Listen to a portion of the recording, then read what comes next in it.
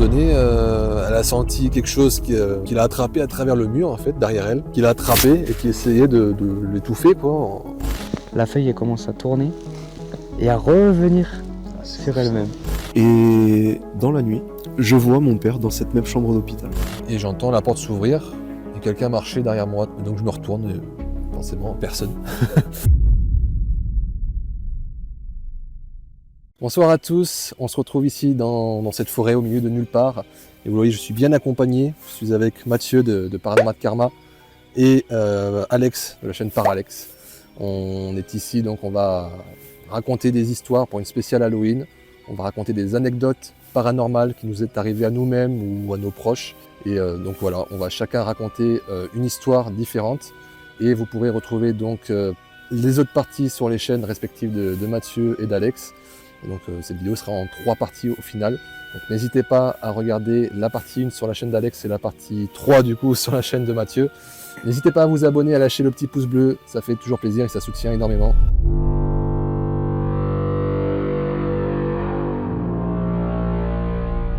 Et donc pour ma petite histoire à moi, c'est une histoire qui n'est pas visible sur ma chaîne puisque ça date de longtemps et puis en plus c'est au final une succession de phénomènes. Au final, c'est pas vraiment un phénomène en particulier. Mais en gros, quand j'étais plus jeune, j'allais souvent chez mes grands-parents et c'est vrai que là-bas il se passait pas mal de choses quand même, des choses très étranges. Déjà, ce qu'il faut savoir, c'est que selon ce qu'on dit, quand il y a une source d'eau proche d'un lieu d'habitation, a priori ça amène des effets négatifs ou des choses comme ça. C'est pas très bon en tout cas. Voilà. Et après, a priori, ça accentue les phénomènes. Je sais pas si c'est vrai, c'est une légende tout ça. Mais c'est vrai qu'il y avait pas mal de choses. Donc déjà, moi quand je suis arrivé, ce que ma mère m'a raconté, quand je suis arrivé, j'étais bébé déjà. J'avais quelques jours. On a fait 9 heures de route parce qu'on descendait de Paris. On a fait 9 heures de route, j'ai rien dit pendant 9 heures. Et ma mère elle m'a dit, quand on a passé le pas de la porte, j'ai chialé, mais vraiment toutes les larmes possibles. Alors qu'elle a dit, mais c'est bizarre, il a pas pleuré du chemin, quoi. Mais après, j'ai eu d'autres choses, dont une qui m'a marqué le plus, c'est quand j'étais adolescent, j'étais venu quelques jours donc chez mes grands-parents. Et je crois que c'était le matin, ça devait être tôt le matin, vers 8h, 9h, peut-être j'étais encore un peu au lit, comme un ado, quoi. Et j'avais le dos tourné à la porte. Parce qu'en fait, il y avait une espèce de couloir, là, avec la porte, un petit couloir, puis là, il y avait la chambre. Et donc, j'étais de dos, et j'entends la porte s'ouvrir, et quelqu'un marchait derrière moi. Donc, je me dis, bon, ça doit être ma grand-mère, peut-être qu'il vient voir si je dors encore. Elle le faisait régulièrement. Et donc, je me retourne, et forcément, personne. Personne, la porte fermée, même, alors que je l'ai entendu s'ouvrir. Et j'ai bien entendu des bruits de pas derrière moi, quoi. Sauf que là, il n'y avait personne. Donc ouais, je commençais un peu flipper, quoi. Quel âge là? T'étais adolescent là? Bah j'étais adolescent, ouais, j'avais 14-15 ans, je sais plus, ouais 13-14, ouais, un truc comme ça. Et ouais, je me suis posé des questions, je me suis dit, c'est bizarre. Et en fait, il y a plein d'histoires comme ça chez mes grands-parents, même eux-mêmes me racontaient. Déjà la porte la porte de l'armoire de la chambre de mes grands-parents s'ouvrait toute seule, sans raison. Et ça le faisait que en ta présence ou ça le faisait avec d'autres non, personnes aussi, tout le monde, en fait, toutes les personnes qui ont eu là-bas, toute ma famille qui sont venues là-bas ont tous eu au moins quelque chose, du plus petit au plus grand, quoi. Ça peut vraiment être un truc minime comme un truc incroyable. Donc il y a eu cette armoire qui s'ouvrait régulièrement. Bon, après mes grands-parents ils vivaient là, donc ils y prêtaient pas plus attention que ça. Mais donc mon père aussi s'était levé en pleine nuit, je crois, pour aller aux toilettes. Je sais pas, il s'est mis à regarder à la fenêtre, je sais pas pourquoi faire. Il a entendu un chuchotement à l'oreille, donc il s'est retourné, il s'est dit ça doit être mon beau-frère qui fait une blague ou une connerie comme ça, et non, il y avait personne, évidemment. Une autre, il y avait, donc mes grands-parents étaient déjà décédés, et donc mon oncle, qui vivait encore là-bas dans la maison, avait invité sa copine, je crois, à passer un week-end ou une semaine, quelque chose comme ça. Et donc elle s'était allongée dans le lit, lui il était ailleurs, mon oncle. Elle s'était allongée dans le lit, mais en mode assis, quoi, contre le mur, quoi. Elle lisait ou je sais pas. Et elle a entendu des bruits de pas monter l'escalier, parce qu'elle était au premier étage. Elle entendait des craquements, un escalier en bois, quoi. C'est bien, on entend très bien, quoi. Et donc elle a appelé mon oncle. Bernard, c'est toi? Personne. Et à un moment donné, elle a senti quelque chose qu'il a attrapé à travers le mur, en fait, derrière elle, qui l'a attrapé et qui essayait de l'étouffer, quoi, on va dire, quoi. Donc elle s'est débattue au final contre quelque chose qui, qui était invisible. Et ouais, là c'était vraiment... c'est pour dire qu'il y a vraiment eu de tout, quoi, des trucs et des événements sympas comme moins sympas. Celui-ci, malheureusement, était très chaud. Et donc, bon, forcément, elle n'est pas restée. Elle est repartie. Elle n'est pas restée là. Et ça, des phénomènes de cette violence-là, c'était le seul, il y en a eu d'autres? Je crois que c'est le seul que je connaisse. Après, peut-être qu'il y en a, voilà, tout le monde n'a pas raconté, mais il doit y avoir certainement d'autres choses. Mais ouais, c'était très étrange. Une autre aussi que ma mère a entendue. Donc sa mère, ma grand-mère, était décédée. Elle est allée dans la cuisine. On était tous dehors, il n'y avait personne d'autre dans la maison. Et donc elle a entendu en fait dans la cuisine la voix de sa mère et lui dire bonjour Françoise. Elle lui a dit bonjour avec son prénom et donc s'est retournée, elle a dit bonjour maman. Alors qu'il n'y avait personne déjà, et puis elle a entendu des bruits de pas aussi au premier étage. Et elle a entendu surtout la voix de sa mère, quoi. C'est assez fou. Ouais, c'est fou ça, ouais. C'est assez fou. Et donc ma grand-mère est décédée avant mon grand-père. Et en pleine nuit, mon grand-père, enfin de ce qu'il disait, il y avait toujours ma grand-mère au pied de son lit. Tout le temps au pied de son lit, donc lui il en pouvait plus parce que bon, déjà il venait de perdre sa femme et puis il la voyait tout le temps, quoi. Alors est-ce que c'est la tristesse aussi qui joue, peut-être, j'en sais rien, mais ouais, plein de choses comme ça, quoi. Il y a plein d'événements et on s'est dit ouais, peut-être que comme il y a une source d'eau en fait, du coup on en revient à ça, il y a une rivière en fait souterraine qui passe sous la maison et du coup justement est-ce que c'est pas l'eau en fait qui amène qui pousse les phénomènes justement. Je sais pas, ouais. Mais en tout cas, oui, on a tous eu quelque chose, et je suis sûr qu'il y a des choses que je suis pas au courant non plus, mais on a tous eu quelque chose là-bas. Ouais. Mais cette maison-là, à l'heure actuelle, elle est toujours dans ta famille ou... Non, malheureusement non, elle a été vendue il y a peu de temps, il y a 1 an ou 2 ans. Mais non, malheureusement, elle a été vendue. Alors je sais pas du tout les nouveaux propriétaires maintenant ce qu'ils vivent dedans, j'en sais rien. Après, ouais, il y avait de tout en fait, quoi. Il y avait du bon comme du mauvais, mais ouais, ce qu'on me disait, il y avait quand même du mauvais à l'intérieur, quoi. Ouais. Voilà, si tu racontes, tu vois, si par exemple il y a eu étranglement. Bah c'est ça, ouais. Surtout qu'elle n'était c'est... pas du tout là-dedans, enfin c'était une femme normale, quoi. Il y avait aucun intérêt dans le paranormal ni rien, et déjà elle entend quelqu'un monter alors qu'il y avait personne, et puis après là, ce phénomène de prise par derrière comme ça là. Perso, ça m'arrive, je suis pas bien. Ouais. Bah c'est ça. Bah ouais, mais elle est pas restée, elle est partie, quoi. Putain. Donc ouais, c'est la première fois que je raconte cette histoire finalement en dehors de la famille, quoi. Mais ouais, moi j'y repense, c'est difficile, quoi. J'aurais bien voulu un jour, voilà, si c'était possible de mener une enquête là-bas, forcément.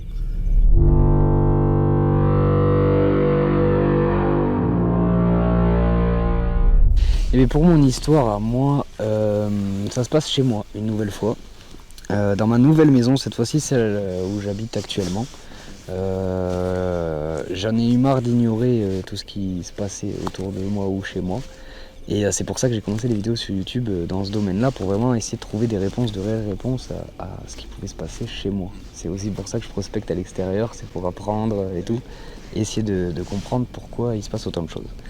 Mais dans l'idée, il y a eu quelque chose qui s'est passé de très très marquant et que j'ai eu en vidéo, contrairement à d'habitude où ça se passe, comme je vous ai dit, au moment lambda. Là, j'ai mis des petits trucs en place et tout, des petites expériences, et j'ai filmé. Alors c'est très amateur, hein, j'ai posé des caméras sur la table et tout, j'ai essayé de faire un truc un peu propre, mais voilà, c'est pas non plus exceptionnel. Mais au moins j'ai la vidéo. Un soir, je me tente une enquête paranormale directement dans mon salon, là où il y a le plus de... C'est pas courant, hein. Non mais c'est pas courant de faire une enquête paranormale dans le salon, quoi. Ouais, non, tout le monde n'a pas cette chance, enfin, je sais pas si on appelle ça une chance, mais... Clairement, je me dis, tu sais quoi, je vais le tenter, il faut que j'arrive à avoir une confirmation, une information, quelque chose. Un échange avec éventuellement ce qu'il pourrait y avoir chez moi ou pas. Hein. Mais dans l'idée, je dis, il faut que j'arrive à avoir un résultat. Et pour ça, du coup, je prends des objets que j'ai à la maison pour essayer de faire des expériences avec ce que j'avais, parce que j'avais pas de matériel, maintenant je commence à équiper, mais j'avais zéro matériel et tout, donc je fais vraiment des expériences avec des objets que j'ai chez moi directement. Et dont en fait un tournevis que j'ai posé sur la table avec une feuille que j'ai coupée en carré et que je suis venu piquer dans le tournevis. Voilà, je l'ai plié en 4 pour qu'elle soit un peu en pointe, pour pas qu'elle soit stable à peu près, quoi. Je l'ai posée et je la touche plus, quoi. Le but c'était de voir s'il y avait moyen de demander à quelque chose que ce soit de venir toucher cette feuille et qu'elle puisse bouger. Donc la soirée se passe, je suis en train de mettre en place tous mes trucs et tout. Et là, premier truc, la feuille qui bouge. Mais sans que je demande quoi que ce soit. Moi je suis en train d'installer ma caméra de l'autre côté. J'avais mis plusieurs caméras avec plusieurs angles. Et la caméra qui était en plan fixe vers la feuille, la filme et en fait la feuille elle vient faire comme ça. Et après elle revient dans l'autre sens et elle s'arrête pile où elle était. Et moi je le vois pas sur le coup. Et tout lentement, ça s'est fait. Ça a tourné assez vite en vrai. Ça a tourné assez vite, puis c'est revenu assez vite et puis ça s'est arrêté net. Et je vois ça si tu veux, avant de faire l'enquête, mais pas tout de suite sur le coup. C'est-à-dire sur le coup j'ai pas vu que la feuille avait bougé, j'étais trop occupé à faire mes trucs. Par contre après quand j'ai lancé le réel début de truc, parce que là c'était déjà en rec, vu que c'est des caméras de surveillance, ça déclenche tout seul là, tu sais. Oui. Et ça l'a filmé quand même alors. Ouais voilà. Et je vois que ça a rec. Alors du coup j'ai regardé. Et je vois que ça a bougé, je dis mais. Alors là je me dis attends, j'avais pas l'œil dessus. À tout moment c'est juste que comme je suis en train d'installer les trucs dans le salon, j'ai fait du courant d'air, j'en sais rien tu vois. Et je me dis tu sais quoi, c'est juste ça. C'est pas possible que la feuille bouge. Je viens de mettre le truc en place, c'est pas possible que j'ai un truc direct tu vois. Donc je me dis non, j'ai dû faire un courant d'air, un machin. Même si le mouvement a pas l'air naturel et tout, je me dis on sait jamais, un courant d'air, il est passé, je sais pas. Bref, je laisse ça où c'est et puis je prends mon truc comme si c'était rien passé. Et donc je fais mon enquête dans le salon, je pose des questions orientées aussi parce que ma mère a contacté une médium par rapport à tout ce qui se passait chez moi, etc. Donc elle m'a donné des infos et j'oriente un peu mes questions. Quand c'est chez moi, c'est très orienté en fonction du lieu, souvent mes questions, quand j'ai des infos dessus. Et donc là, j'oriente vraiment les choses en fonction de chez moi. Et donc je pose des questions, machin. Et j'ai l'impression qu'il y a comme on a l'impression souvent, tu sais, il se passe rien, puis quand tu commences à interagir, t'as cette impression de réponse pertinente, intelligente, de craquement, de machin et tout. Et donc des poc-poc, tu sais, quand je pose des questions, répondez par un bruit, pas. Ok, bon ben je considère que vous êtes là, tu vois. Vraiment, j'ai cette impression de réponse, même si c'est probablement 90% des cas un truc normal, ouais voilà. Mais vient le moment où je veux faire vraiment bouger cette feuille et du coup je pose la question, je vais poser des questions par rapport à cette feuille en disant faites-la bouger, faites ci, faites ça. Il se passe rien, elle bouge pas. Un peu déçu, je m'imaginais pas qu'elle monte en l'air, mais je me dis il y aura au moins un petit truc qui vacille, tu vois. Rien, elle bouge pas. Donc je me dis bon j'ai plus de batterie dans la caméra, je sais plus si c'était celle-là ou la GoPro, bref. Je dis ben, je vais aller au bureau. Comme c'est des caméras de surveillance, je les ai en REC dans mon ordinateur directement, tu sais. Donc du coup, je dis, je vais regarder l'image à l'ordi en attendant que je change mes batteries et tout. Et donc là, je me filme dans le bureau. Au moment où je change la batterie, je dis, les gars, regardez, j'avais mis des bougies et les bougies elles commencent à faire des trucs bizarres, tu sais. Du coup, je me dis, putain, il faut que j'aille voir. À tout moment, je suis en train de mettre le feu à la feuille. Parce qu'elle était pas trop loin, tu vois, et j'avais eu peur. Du coup, je dis, bon, je retourne vite au salon et tout. Donc je passe mon couloir, je ferme la porte. Et là, du coup, je dis, c'est vous qui faites bouger la bougie Et la bougie, il y en avait une sur les deux qui faisait des flammes, mais comme ça, hein, vraiment des gros trucs. Et je me dis, c'est peut-être la mèche, c'est peut-être ci, c'est peut-être ça. Donc j'ai essayé de dire, arrêtez de faire bouger cette bougie-là, faites bouger celle-là. Et là, je suis à fond sur les bougies. Je suis assis sur la chaise, donc au plus loin de la feuille, justement. Là, j'ai une table d'1m80, elle est au bout, donc elle est à peu près à 1m80 de moi. Et je dis, arrêtez de faire bouger cette bougie, faites bouger celle-là. Et au moment où je dis ça, la feuille, elle commence à tourner et à revenir sur elle-même. Et moi, bien entendu, depuis tout à l'heure, je rêve qu'elle bouge, je la vois pas bouger. Ça veut dire qu'au moment où je dis ça, je dis faites bouger celle-ci, je regarde la bougie, la feuille fait son truc, je l'ai pas vue. Et puis surtout, voilà, s'il y avait un phénomène, de l'air qui passe ou des choses comme ça, C'est pas exclure. ça le ferait plus souvent, quoi. C'est pas exclure, mais c'est vrai qu'elle a été. J'ai fait presque 3 heures dans mon salon à tourner en rond, elle a pas bougé du tout. C'est vraiment que ces 2 fois-là. Et de manière vraiment pas naturelle. Donc après j'ai fait des vidéos tests, je filme et je montre le courant d'air qu'il faut mettre pour que la feuille elle bouge déjà, elle tourne, tu vois. Il faut vraiment un vrai courant d'air et tout. Et ça m'a marqué. C'est vraiment une expérience que je n'ai pas vécue en temps direct du coup, en temps réel, parce que à chaque fois je l'ai pas vu. Mais c'est quelque chose, quand j'ai dérush juste après dans mon bureau, il devait être 3-4 heures du matin. je prends les rushs et tu sais, je les regarde vite fait en accéléré. Souvent, je dérush comme ça en accéléré juste pour voir, surtout sur des plans fixes, tu vois tout de suite s'il y a quelque chose qui bouge là. Du coup, je fais juste comme ça et je vois que la feuille, tu sais, quand tu fais ça, d'un coup, elle fait tac tac. Attends, elle a bougé là. Tu reviens en arrière et là, tu vois, elle fait. Et là, je dis, mais non, mais c'est à quel moment que ça a fait ça? C'est pas possible. Du coup, je le mets en lien avec l'autre rush que j'ai où je filme avec l'autre appareil, avec le son. Et on voit sur l'appareil que la feuille elle bouge et tout. Moi, je vois rien, je suis sur ma bougie là. Et je dis, waouh, la dinguerie. Et donc là, j'essaie d'analyser du coup, j'essaie de comprendre, j'essaie de voir les mouvements. Où est-ce que. Ben, en fait, j'étais assis, j'étais face à la feuille, elle tourne dans le sens vers moi. Donc, c'est-à-dire que le courant d'air viendrait de l'autre côté, tu vois, par rapport à moi. Donc, même si moi j'avais émané de l'air, elle aurait dû tourner dans l'autre sens, tu vois, dans la logique. Et t'as regardé par rapport au mouvement des flammes et des bougies? Eh ben, la bougie ne bouge pas.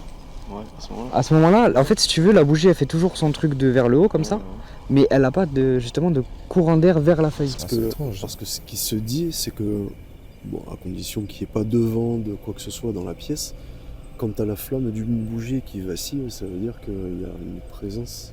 Ah voilà, ça vacille. Celle-là, à côté de la feuille, elle arrêtait pas, mec. C'est pour savoir si ça bougeait dans le même sens, ça aurait pu. Et bien la flamme de la bougie vacillait vraiment vers le haut, tu sais. Tu vois, si le fait que la feuille bouge dans un sens, que la flamme part dans le même sens, tu vois, ça aurait pu dire qu'il y avait un petit courant d'air, tu vois. Ben là, la bougie ne va pas vers la feuille. Elle est vraiment, elle vacille vraiment fort vers le haut. Et la feuille tourne tranquille. Et les bougies, c'est pareil, parce que les bougies, vu qu'elle arrêtait pas de sauter, je me suis dit c'est la mèche, ou il y a quelque chose, tu vois. J'ai inversé les deux bougies, j'ai pris celle qui arrêtait pas de vaciller, j'ai pris celle de ma droite qui bougeait pas d'un tête, et j'ai inversé. Du coup, j'inverse les deux bougies, je prends la bougie du fond qui vacille énormément, je la mets à ma droite, et je prends celle de droite, je la mets au fond. Et bien, une demi-seconde plus tard, celle du fond s'est remise à vaciller à fond, et celle qui à la base dansait à fond, je me suis dit c'est sûrement la mèche qui est usée ou j'en sais rien, ne bougeait plus d'un poil. Et donc tout ça c'est dispo sur ma chaîne, la vidéo. Alors très mauvaise qualité parce que j'ai eu que des bugs, impossible de filmer avec cet appareil, impossible de filmer avec ci.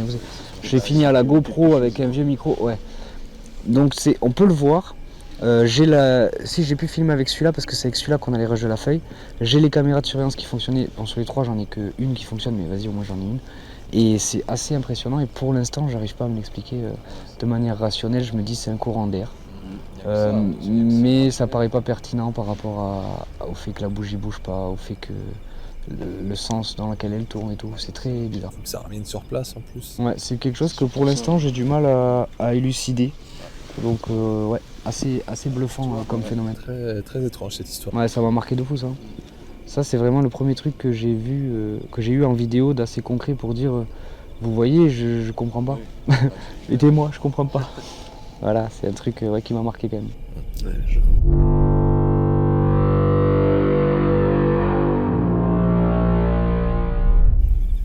Pour mon histoire, donc il faut savoir que je ressens beaucoup de choses, je vis beaucoup de choses quand je dors. Ah ouais? Vraiment. D'accord.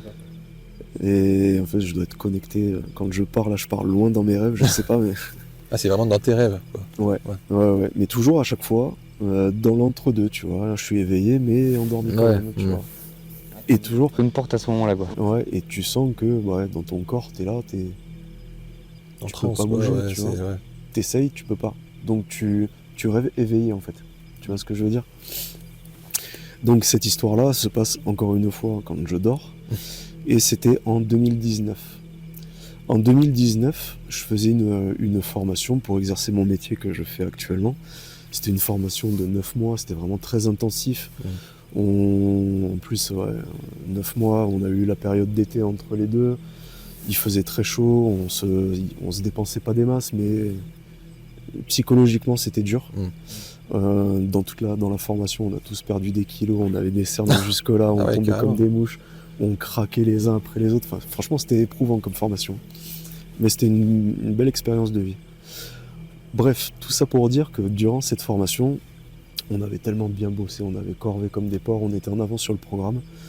Nos formateurs nous disent, au mois d'août, bon, les gars, vous avez bien bossé, vous allez vous prendre une petite semaine de vacances, alors que c'était pas prévu, tu vois. Incroyable. Donc dans la formation de 9 mois, allez, prenez une semaine tranquille, Chouette. reposez-vous parce qu'on sent que vous êtes tous fébriles. Et donc franchement tout le monde est content, petite semaine de vacances au poil. Et durant cette formation, malheureusement, mon père était malade, il avait un cancer, donc on connaissait très bien l'issue. Et bon, je passe les détails. Mon père, c'est pas quelqu'un que j'ai vu beaucoup dans ma vie. J'ai essayé de reprendre contact avec lui. Bon, voilà, c'était une relation très compliquée. Et au moment où j'ai appris qu'il était malade, donc je suis parti le voir, mais bon, c'était vraiment sur la fin, quoi. Et la dernière fois que je suis parti le voir, donc c'était le jour même le premier jour des vacances, quoi. Donc il était dans son lit à l'hôpital, vraiment affaibli, vraiment le teint mais vraiment blanc, quoi. Enfin, vraiment fatigué au bout de sa vie, quoi. Et bon, il y avait toute la famille, les oncles, tantes, machin, etc., dans une petite chambre en plus qu'il partageait avec un autre mec. Il était déjà fatigué. Au bout d'un moment, je me dis je me casse. Pour moi, j'ai pas envie qu'il soit fatigué parce qu'il y a beaucoup trop de monde, parce qu'on le sollicite, parce que donc voilà, je préfère me barrer parce que déjà moi c'était pas vivable de le voir comme ça. Et puis même tout le monde autour de lui là comme ça m'a un peu gavé. Bon bref, je suis parti. Avant de partir quand même, je vais voir mon père. On se prend dans les bras, machin, ouais, mon fils, prends soin de toi, nanana. Déjà, tu vois, il y avait ce petit truc. Prends soin de toi. Pourquoi tu me dis ça? Bon, après, mon père, c'était quelqu'un qui s'est quand même toujours inquiété, même s'il le montrait pas, même si, voilà. Mais voilà, il avait quand même ce genre de petits gestes, de petits mots, de temps en temps. Et bon, sur le moment, j'avais pas calculé. Bon, ok. Je rentre chez moi, je fais ma soirée tranquille, je pars me coucher. Et là, je me dis, allez, pas de réveil, demain matin, grasse mat. C'est le premier jour où je peux en profiter, on va en profiter. Et voilà, le truc, c'est que je désactive l'alarme, je pose le portable, mais je mets pas en mode avion, tu vois, en fait. Je laisse en mode vibreur, machin, mais je mets pas en mode avion. Et dans la nuit, je sais pas quelle heure il était, j'ai l'impression de savoir qu'il était à peu près 4 heures, à peu près un truc comme ça, entre 4 heures et 5 heures du matin. Je vois mon père dans cette même chambre d'hôpital. Sauf que là, grand soleil dehors, lui il avait un teint radieux, il était la peau rosée, il était bien en chair, il était heureux, il était souriant, il était mais vraiment au top de sa forme, tu vois. Et je sais plus ce qu'on s'est dit, on discute, machin, ok. Et à ce moment-là, il me regarde, il me fait « Je suis désolé de pas avoir été présent, de pas avoir été là pour toi, pour ton frère, pour machin, voilà, je suis vraiment désolé, je m'excuse. » Mais là, tu vois, tu sentais qu'il était pas bien, tu vois. Malheureux, triste de ça. Du cœur. Ouais. Et je le regarde dans mon rêve, je le regarde, je lui dis « T'inquiète pas, tu peux partir tranquille. » Moi, je lui dis ça. Et pile poil à ce moment-là, le vibreur du téléphone qui sonne. Et ça sonne, et ça sonne, et ça sonne. Enfin, ça vibre plutôt. Premier jour des vacances, je lève un œil comme ça, petit matin. Ouais, je réponds pas. Ouais, c'est mort. Il était peut-être 6h du matin, un truc comme ça. Ça s'arrête. Et ça recommence. Ça vibre, ça vibre, ça vibre, ça vibre. Au bout d'un moment, je prends le portable, je mets en mode avion, je le repose et puis je me recouche, tu vois. À l'époque, j'habitais dans un appart, c'était en rez-de-chaussée, mon portail, je le laissais toujours ouvert. Enfin, toujours ouvert. Il était fermé, mais pas à clé, tu vois. Et c'était un grand portail qui faisait peut-être 3 mètres 50 de long, un truc qui pèse une blinde. Déjà, pour le tirer, il faut de la force, et puis rien qu'avec le poids, quand ça appuie sur les roues, tu l'entends bien, le truc. Et limite, ça fait vibrer les murs, tu vois. Et donc, voilà, 2 fois ça vibre, machin, je coupe le portable, 5 minutes après, j'entends mon portail qui s'ouvre. La petite allée, des petits cailloux, j'entends marcher sur les cailloux. Il y a quelqu'un, quoi. Il y a quelqu'un. Et là, putain, je me dis, putain, toi, je vais te choper mon premier jour des vacances, tu vas m'enfler. Et pareil, 6h du matin, je me lève en calbute, en plein mois d'août. Je me lève comme ça, je vais dans le salon. Et mon salon, il donnait pile poil sur ma petite cour. Donc en fait, tu rentrais, tu marchais dans la petite allée, tu descendais 3-4 marches, t'arrivais dans ma cour. Et moi, j'étais dans le salon, pile poil en visu sur la cour, tu vois. Les petites marches. Et là, je vois ma sœur qui débarque dans ma cour. Elle me voit dans le salon, on se regarde, on se fixe, et là, on bloque. Et là, une larme qui coule, compris, et là, j'ai compris. Et mon père était parti cette nuit-là à 4h du matin. Ouais, c'est ouf. Voilà. Donc quand je dis qu'il se passe beaucoup de choses Ouais, dans mes rêves, bah ouais, j'ai ouais. une autre anecdote par rapport à ça aussi, mais c'est vraiment les rêves pour moi c'est Ouais, c'est une drôle de coïncidence quand Ouais, même. Quoi. ouais. Ouais. Ah, t'étais connecté avec lui ce soir-là, Mais au moment où clairement. peut-être il est parti, quoi. Et alors le truc c'est que bon pareil les obstacles on finit tous chez mon oncle, ma tante, toute la famille, cousins, cousines, etc. etc. Et c'était bonne ambiance, tu vois, tout le monde rigolait, tout le monde machin, allez un petit coup à loulou, ouais, allez santé, machin, parce que mon père, bon, il aimait bien boire, hein. C'est un peu à cause de ça qu'il est parti aussi. Et je regarde je fais le tour là comme ça, je regarde tout le monde, je fais, il manque un truc, c'est pas normal, c'est pas comme d'habitude, tu vois. Et mon père, c'était toujours le mec qui foutait l'ambiance, il chantait, il déconnait, il racontait des blagues et tout, enfin il mettait l'ambiance quoi. Et là, je me dis, ouais, putain, il manque un truc. Et je comprends pas. Et je regarde. Et là, je fais, putain, ouais, ça y est, j'ai compris. Et là, je pars voir ma soeur qui était au bord de la piscine. Je fais, putain, je viens de réaliser que ça y est, il était parti, il était plus là, machin, tout ça. Donc, bah ouais, on fond en larmes, on n'était pas bien, machin. Et une de mes tantes vient, bah alors, qu'est-ce qui se passe, pourquoi, nani, nan, et je lui explique, je lui raconte mon rêve. Elle me fait, mais tu devrais être heureux. Et je lui fais, pourquoi ?